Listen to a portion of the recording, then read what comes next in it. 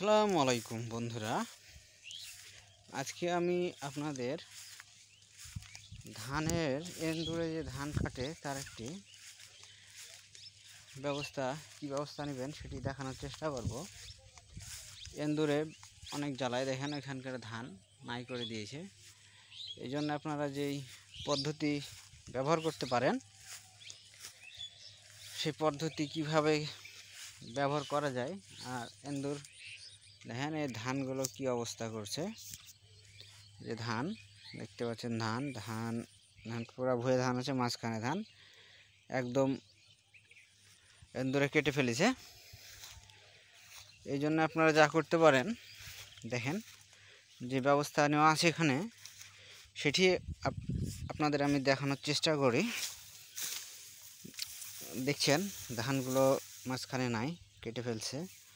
এই জন্য আপনারা একটি পদ্ধতি অবশ্যই কার্যকর। দেখতে পাচ্ছেন সব দিকে ধান ঠিক আছে, মাঝখানে ধান নাই, দেখুন মাঝখানে ধান এন্দুরে কেটে ফেলছে। এই জন্য আপনারা যা করবেন, গহম বিষ ব্যবহার করতে পারেন, সিনজেন্টার গহম বিষ। এছাড়াও আরও গহম বিষ আছে বিভিন্ন কোম্পানির, এগুলো গহম বিষ আপনারা ব্যবহার করতে পারেন।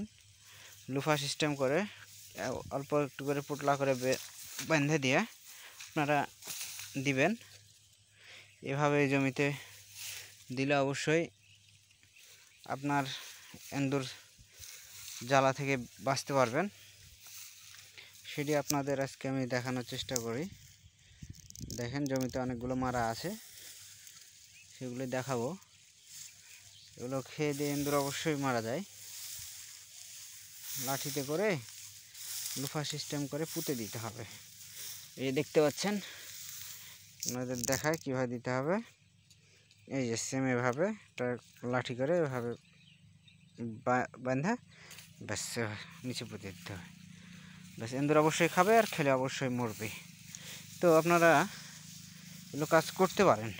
দেখতে পাচ্ছেন এই যে পলিথিনে করে, বৃষ্টির দিন হলে পলিথিনে করে বেঁধে দিতে পারেন। তো এ হচ্ছে আজকের ভিডিও। তো অবশ্যই ভিডিও দেখবেন, অবশ্যই কমেন্টে জানাবেন। আরও কিছু পদ্ধতি থাকলে কমেন্টে জানাবেন। তো আরও অনেক পদ্ধতি আছে, এই পদ্ধতিটাই আমার কাছে ভালো লাগছে, এই জন্য আমি এই পদ্ধতিটা ব্যবহার করছি এন্দুরের জন্যে।